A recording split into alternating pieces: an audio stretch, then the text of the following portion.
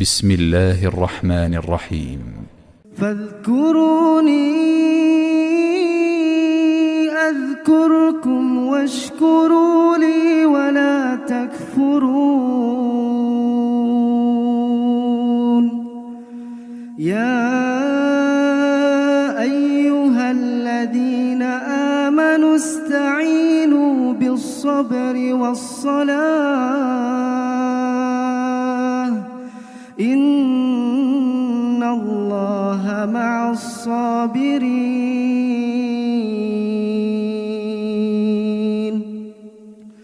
ولا تقولوا لمن يقتل في سبيل الله أموات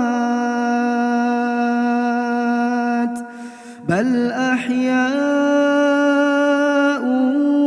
ولكن لا تشعرون. ولنبلونكم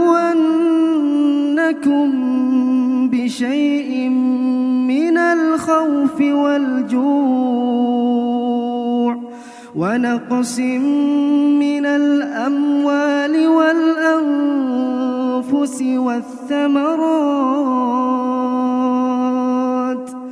وبشر الصابرين الذين إذا أصابتهم مصيبة قالوا إنا لله وإنا إليه راجعون.